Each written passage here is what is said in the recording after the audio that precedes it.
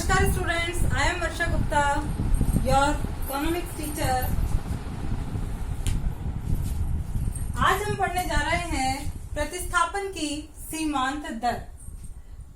हमारा चैप्टर चल रहा है चैप्टर नंबर 2 उपभोक्ता का संतुलन। और इससे पहले हम पढ़ चुके हैं तटस्थता मानचित्र के बारे में पढ़ चुके हैं और तटस्थता वक्र की मान्यताओं के बारे में पढ़ चुके हैं। आज इस चैप्टर में हम पढ़ रहे हैं प्रतिस्थापन की सीमांत दर, marginal rate of substitution. Okay, प्रतिस्थापन की ये सीमांत दर क्या होती है, इसको हम डिफाइन करेंगे। यह वह दर है जिस पर उपभोक्ता वस्तु की एक अतिरिक्त इकाई प्राप्त करने के लिए दूसरी इकाइयों का त्याग करता है।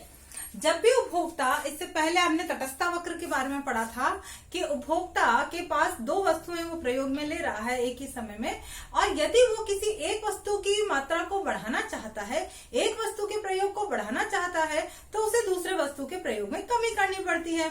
कमी क्यों करनी पड़ती है? क्योंकि वो संतुष्टि के स्तर को समान रखना चाहता है, इक्वल सेटिस्फैक्शन प्राप्त करना चाहता है हर कॉम्बिनेशन के अंदर।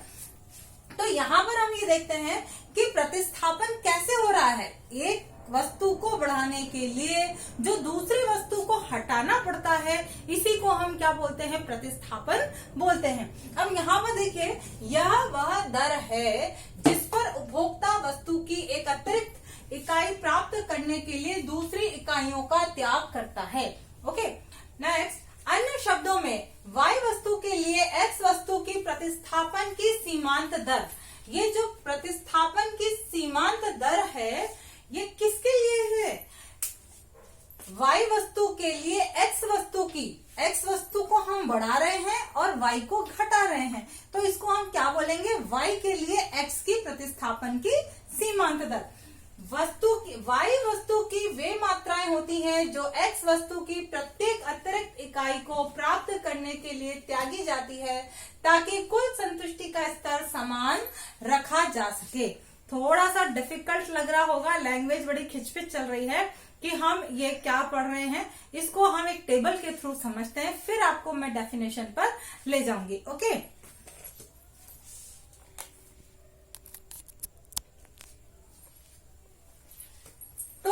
यहाँ पर देखिए, ये हमारे पास एक टेबल है जिसमें सेब और संतरे, एक जो उपभोक्ता है वो दो वस्तुओं का प्रयोग कर रहा है। पहली वस्तु है सेब और दूसरी वस्तु है संतरे। अब फर्स्ट कॉम्बिनेशन में वो क्या कर रहा है? एक सेब का प्रयोग कर रहा है और 10 संतरों का प्रयोग कर रहा है, तो उसको संतुष्टि मिल रही है x के बराबर।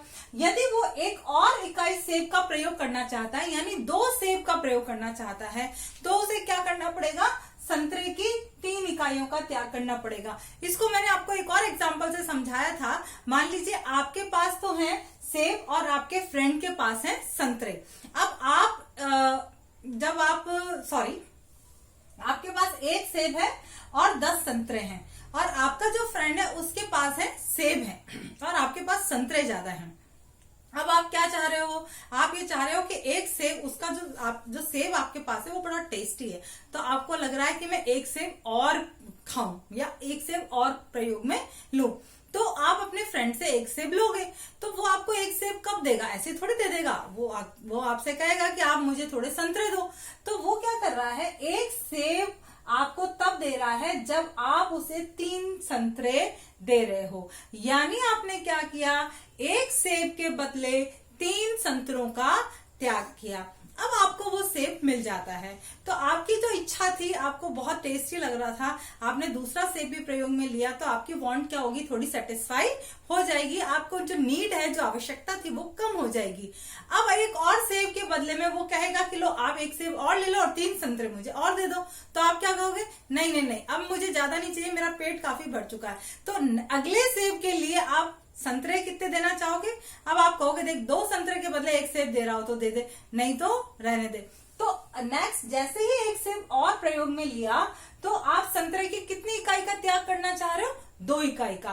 तो एक सेब के बदले, यानी एक x की इकाई के बदले में y की जितनी इकाइयों का हम त्याग करना चाह रहे हैं, उसका रेशियो कहलाता है मार्जिनल रेट ऑफ सब्स्टिट्यूशन, बशर्ते कि संतुष्टि का स्तर समान रहना चाहिए।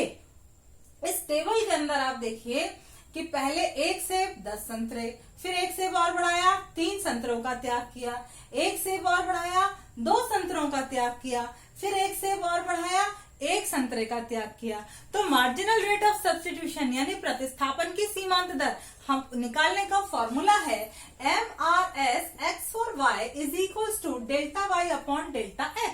डेल्टा y क्या है यहाँ पर? y में होने वाला परिवर्तन। ये जो हमने संतरे लिए हैं ये है हमारा y कमोडिटी और सेब है हमारी x कमोडिटी।